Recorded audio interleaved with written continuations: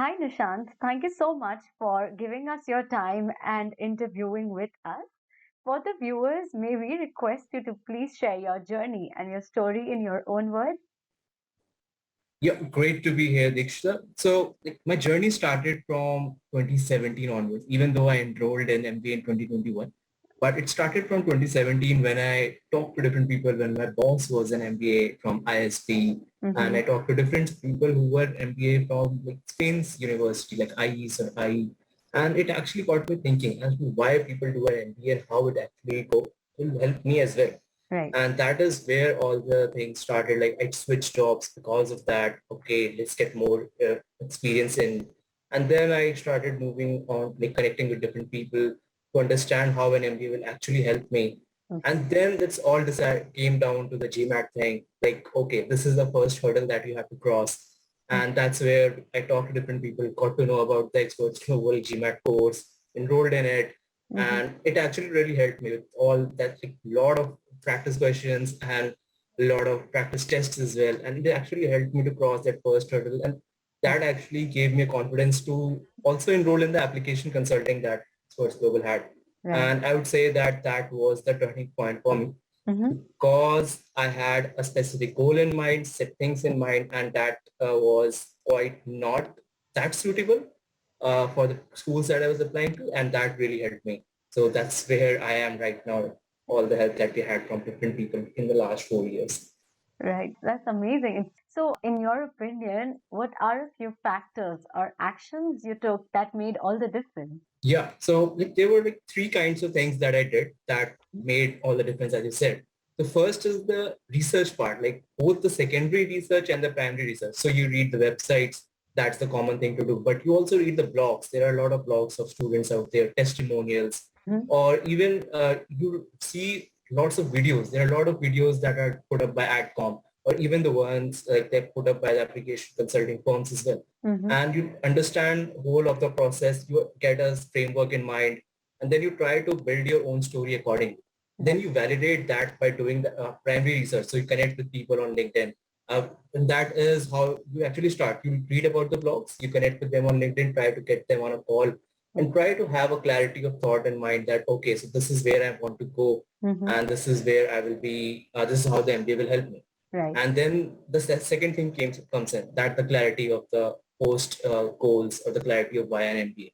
And when you talk to the people regarding this, you understand that either your thought is corrected, it's your hypothesis is validated, or your hypothesis is negated. So having a vague idea won't actually help you because other people can't do value addition to it. So Mm-hmm. this is that you actually create a story about yourself, because MBA is about creating a personal story and then selling it at the admission process. And the Right. last thing that actually helped me was the coaching. So like I had a different hypothesis, I had a different like weak areas while I was doing GMAT prep. It actually helped me by taking all these analytics related adaptive tests. Right. And that's how I built up my confidence, built up my score as well, so that I can perform well on the exam day. Mm-hmm. These three actually helped me. Okay, that's really nice and it's very inspiring as well.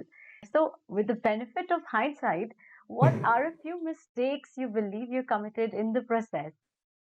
Yeah, so I started off with my GMAT prep as a quantity thing, not a quality thing. So I had a fixed goal in mind. I will solve 100 questions today of all the different kind of topics that we have, the CCR, RC, quant, everything. And that wasn't the right way to go about it. So I was working as well. And so finding out time in that is not actually a feasible process. Right, So you have to solve 100 questions, then you go about doing it again the next day, even though, yes, you have to practice every day, right. but it's not like you just practice it, and then things will work out. You have to look at the questions as well. And that is what I did initially, Okay. that it was just the quantity thing and I wasn't doing most of the reflection thing or learning from the questions as well. Mhm. And that's when I decided, like 2 or 3 weeks into my preparation, I decided that this is not going as well as I thought, because I was getting the same questions wrong as again, like regarding the same concept. All right. So that's how I changed my approach, got into more of the reflection part. Mm-hmm. And then I decided that, okay, it's not like you have to solve everything at once. It's more like you have to read about it, learn the concepts, and then solve it. Accuracy starts first, then the timing comes later on your own. Right. So that's what my initial phase was. That was wrong, but yeah, I Okay. improved upon it. And that's really nice. Like, working on your mistakes and then not giving up. It's really great. So, going back to your GMAT prep phase, what were the main resources that you used, and what advice will you give the future GMAT aspirants? Yeah. So utilize all the official resources that you have. OG, you have your mock exams, even though there were two only, but you can buy more. I bought all the six that they were there.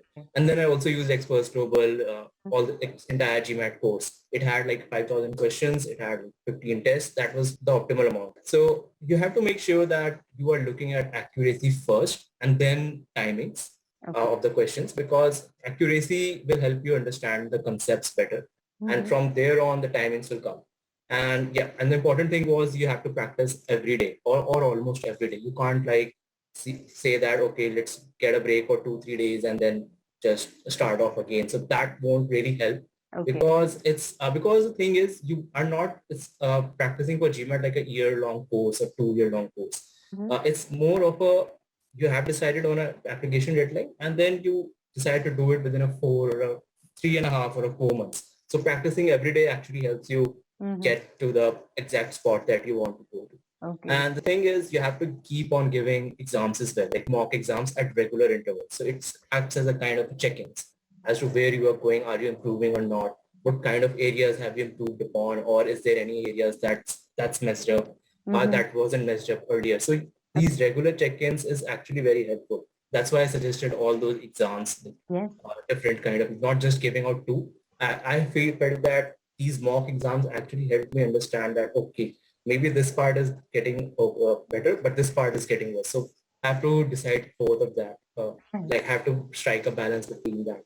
And the third thing is, like if you're considering taking a GMAT again, for example, Mm-hmm. like you have given a GMAT. So the thing is, you have to keep in mind is that GMAT is not the only thing that gets you into a B school.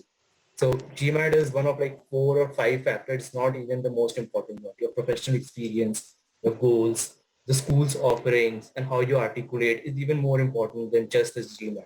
So if you have a score of 700 and decide that I want 720, I Mm-hmm. would suggest that make your application a bit better, because 700, 710, 720, I feel in my opinion is like very close enough.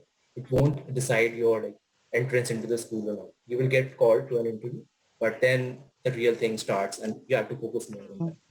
Yes, that is true. So, according to you, like how many mock tests and at what frequency should an aspirant take? Yeah. So first off is you just start off with a mock test. When you're starting off the exam prep.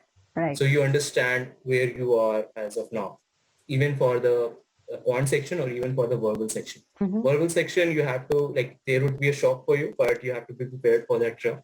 But that is a true baseline performance that you can get. So this is where you improve upon.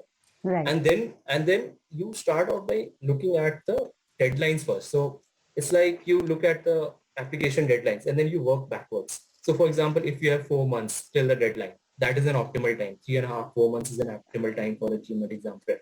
Yes. So you start off with a mock exam, then within 3 weeks you give one as well again, then again in the sixth week you again give it, and that's how I did it. Sixth week again I gave it, like it was 3 weeks interval, and then within like the last 1 week Mm-hmm. before the exam or before my actual exam, I gave like continuous like 3 or 4 days continuously exam on the same time slot that my exam was actually going to be held, so that my body is alert at that time frame. Uh-huh. So it's just like training our body for that. And so I would say that it depends upon the each applicant's understanding power. Okay. But first week, then third week, 6 weeks is actually a good regular amount of check-ins that you can get to. Right. And even if you want more, like if you want to give it a weekly thing, like it would be like not really possible because we are all working.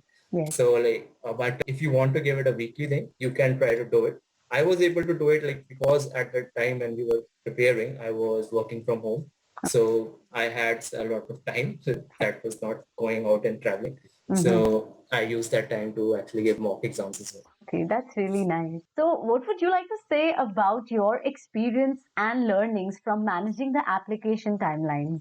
So the thing is like I haven't done any kind of a self-reflection at the point till I like was doing any kind of an application thing.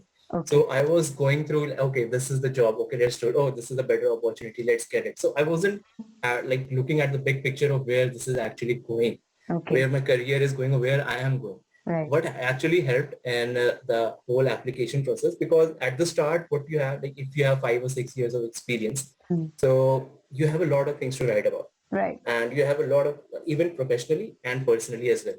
So Yes. when you go about writing an application, so you write down everything that comes to your mind that is of value.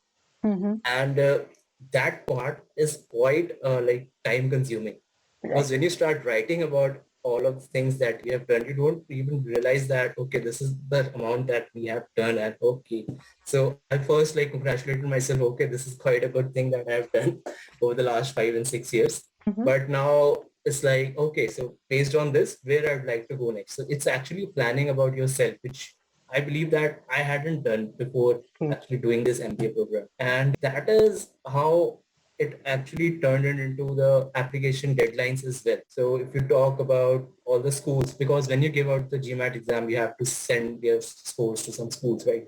So you actually look at all the schools that you want, you look at the deadlines, and then that real time management starts. Like you have to prepare for it, you have to go to work, then you have to write your essays as well, and all manage all that within a strict timeline of like 4 to 5 months, where you do all that. And like this actually really helped me. It actually prepares you for an MBA, how an MBA actually is going to be, because there are going to be a lot of things that's happening at once. It's Right. not like work, like, okay, this is the one thing that you do and it's the one thing you do the entire day. Mm-hmm. So it's just a preparation for what's the MBA is actually going to be like: classes, extracurriculars, job search, everything. Mm-hmm. And that's what I really learned when I was doing the application process. How Okay. do you handle all of these things together? Right. That's really inspiring. So, would you like to share your interview experience with the B Yeah. school? Mm-hmm. Yeah, sure. So one of the key things about like the essays part is you have to be very specific in it. And what happens in an interview is that they deep dive into your specific answers even more. Right. So what actually happened in my interview was, in my essays, I have written about like different clubs, extracurricular clubs. I had written about professors as an academic. I had written about the industry, like a whole geography as well. Mm-hmm. So they actually deep dive into all this. So when Oh. I wrote about my as a club, so they wanted to understand why I did write about this club, but I wanted to contribute to this club. How can I do it? Mm-hmm. And second thing was about the academics. So how do I actually see that this academics is actually going to help my goals and Mm-hmm. build upon my professional experience. So there is a word limit in essays, so you can't really write that much. Mm-hmm. And in the interview, they wanted to expand upon it a little bit more. Okay. And then about the geography part as well. So they wanted to understand like, why did I decide to go to Singapore, and how it is actually Mm-hmm. going to benefit my post-MBA goals as well. And there you support your answers by facts and figures and all the research that you have done. Mm-hmm. Because in essay, you don't write about it, like why did you choose Singapore, like in a lengthy way. Right. But in the interview, you just explain all the things that you have written, all the things that you have done. Mm-hmm. And that is what happened in my interview. So there was a case study happened as well, but that wasn't like part of the interview. Okay. But that was more of what happened while I was talking about all these Right. deep dive things. So it actually was a flow, just a natural progression from what I was saying in the interview. Right. And so it's the thing is you have to be very specific in the essay, and then in the interview they will deep dive into that. Yeah, So it's very that happened. interesting. Like it won't be grilling if you know that what you have written is you have done, and you can expand upon it because you have done the research. Yes. So there won't be a grilling session. And the like last thing is you have to prepare quite a lot of questions, like good questions, not something that you can find online. Okay. Good questions that you ask the AdCom, and that is where your like final thing happens. Okay, you impress them AdCom because you have asked the deep questions. Mm-hmm. Okay. So, can you tell us about your MBA experience? Like, Oh yeah. So like MBA experience has been like a life-changing experience for me. oh, Like I have been like I haven't been like this exposed to so many things at one time right. ever in my life before. So Mm-hmm. I was born and brought up in India, did my undergrad from India, and I chose to go to Singapore to get some kind of an international exposure. Right. And even though they say that it's the like Asia's best college, I got the exposure from like all the parts of the world. It wasn't just Asian focused. Mm-hmm. So you get to talk to people who are from Asia also, but there are also people from US, from Europe, and even from Africa as well. And you get to talk to them. You understand their cultural experiences, Right. how what they worked on before, and learn from them as well. Yes. And the main thing was like the MBA has a cohort that's come from a diverse background. Some of them are engineers, some of them are even doctors, Right. some of them are like teachers as well. So some of them are hardcore economists or statisticians. So you talk to all of them, you understand their viewpoint, where they're coming from. Right. Some people are coming from the numbers perspective, some people are coming from people's perspective, Yes. and you really understand the whole things that are coming through in a corporate workplace. So you understand the integration of all that. Right. And that is quite something that I haven't experienced before. And this was very new to me. The second thing was there are a lot of extracurriculars that's going on right now. Oh. So there are a lot of clubs in the MBA. So you have to be a part of the club. You have to lead the club. So I am a leader of the club at my NUS MBA. And then when you become a club leader, so you have to organize events. So events you organize with corporate partners. So Oh. with all the big organizations, you get to talk with all the big organizations. You Mm-hmm. get to talk with other clubs in different schools in Singapore. So Right. you create a collaborative case competition kind of thing. So it's a very like you haven't had any experiences of that before. Yes. And when you get to do it all during the MBA, it's quite challenging, I'd say, and quite rewarding as well. Right. So, and then there is another thing is, uh, so in an MBA, it's not just about classes or it's not just about extracurricular as well. So you Mm-hmm. have to go out and connect with people as well. Okay. So either it's within your own cohort, either it's your alumni, Mm-hmm. or either you just go out and reach out to different organizations so that you just want to talk to them, get to know what their work is, so Okay. that you understand, okay, so this is what my goal is. So let's see what actually happens in that work. So because you have an abstract idea, okay, I want to go into a product group, but what actually happens in a product group? So you get Mm-hmm. to talk to people, and it's Right. like you have a brand, that you have an MBA brand behind you. So Yeah. it's not like you will get turned down. You will get turned down, but it's not that much frequent. Okay. And you actually get to talk to people. You learn about what's all is happening in a different sphere, because you have been working in one for last for multiple years. So you don't really know what's happening in all the different spheres. And this is where you actually open up your mind and get all the knowledge that you can. And Right. that is actually the most rewarding thing about the MBA experience, from your cohort, from the alumni, Yes. from the organization, corporates. Yeah. I think that really helps in the job search during the MBA. Yeah, like job search is not, you don't go out for a job search. It happens organically and it happens over time. It's like you don't get the job that you deserve by just sitting behind a laptop and sending out applications. Mm-hmm. So you get it from like being out there, being talking to people, being connecting with people. Right. And it's not right connecting with people to get a job, because that's very easily, people can see through it, Yes. and that's quite off-putting.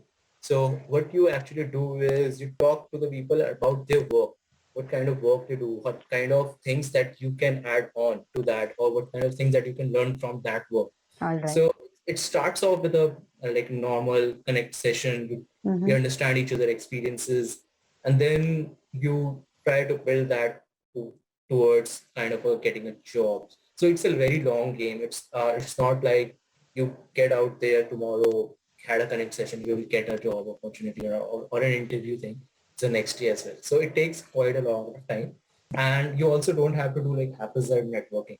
So Mm. it's all about, okay, you have a goal in mind. So Yes. you just based on that goal, you talk to certain people that are actually doing it. You understand that this is actually, you want to do this. Okay, let's explore that talks. Let's continue that. You understand that this is not what you want to do. Then continue that. You don't have to like stop the networking session there, because anyone, anywhere can help you Right. uh, in the long run. So you continue that, you understand, okay, so you tell them this is not what actually I wanted to do.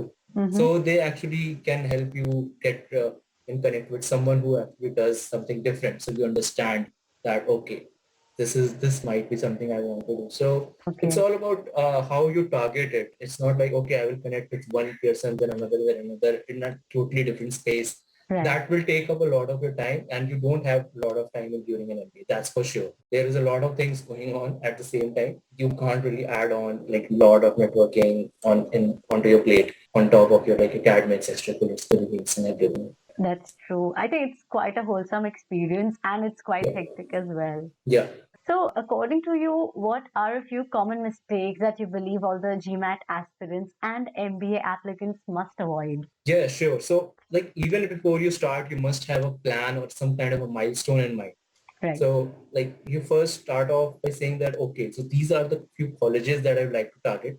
So Mm-hmm. you can either just decide it basis some ranking or like taking basis some initial research that you have done. And Right. then you work backwards from that application deadline. Okay.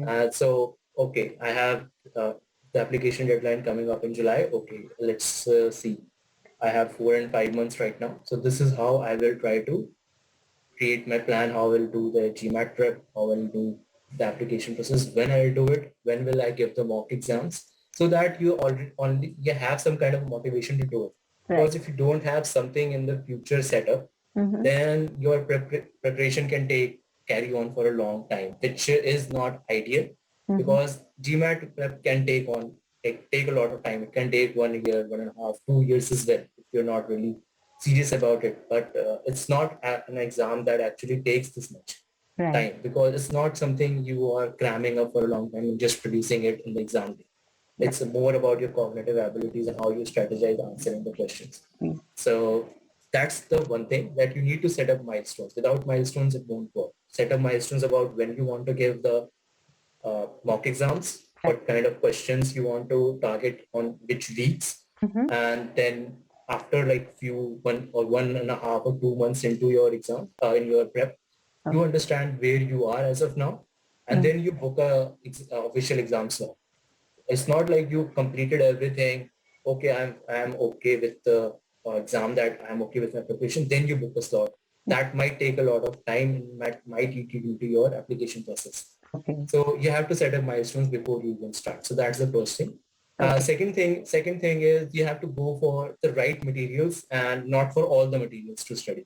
Okay. So of course the OG, the mock exams are great, but you also need to get into touch with all the analytics related, analytics driven adaptive tests that are present out there. So Mm-hmm. that's where experts go will help me quite a lot Right. with all those questions and tests. So you understand where you got the answer wrong and also where you got the answer right. So you get the learnings from both kind of questions, which you got wrong and which you got right. Right. And the third thing is you have to be very consistent. Okay. You have to don't take any days off. It's Mm-hmm. a tight schedule and you have to build your abilities continuously. It's Absolutely. more about cognitive abilities and how you strategize your answering of the questions. So as you build up a consistent practice, that is where you will actually excel. Okay. And the fourth thing is more for me, I would say, is Mm-hmm. that I would give the mock exam like at the exact same time slot as my official exam. So, so it's like, okay, the environment was set up as such as well. And also my body was trained at that time as well. And the last thing, like moving on to the application thing, the research part is very important. So Mm-hmm. like just reading the website won't give you much. Right. So it has to be more personal. You have to get on a call with people. You have to get on a call with people who have actually done it or who are actually doing it Right. and to understand more about the program and how it fits you. Mm. Because you have to understand that like getting an MBA is not about getting a degree just like for the sake of it. Right. It takes a lot of time and it costs a lot of money as well, even upfront, and the money that you lose with the salary that you won't be doing if you're going for a full-time MBA. True. So you have to really understand that is an MBA really good for you or not? Okay. And then you have to understand that what are the things that the MBA schools actually look for in a candidate. And Okay. that you can only get when you talk to people. Like you can't get it from the online resources or Mm-hmm. watching the video. You have to talk to people, understand their experiences and talk about your experiences. Right. Then you can try to relate it. And that's where you build the essays as well. Okay. So without these kind of research, you won't be having any kind of material in your essay as to what points you want to highlight. so that the AdCom is hooked onto your essay and does not become just like a generic essay that they receive quite a lot. So you have to stand out, and how you stand out is by adding in more details into the essay. And how you get the details, you get by actually connecting with people who are doing it, first of all. So you have to connect with a variety of people. It's alums as well, and the current students as well. Because in an essay, there is a question about long-term goal, short-term goal.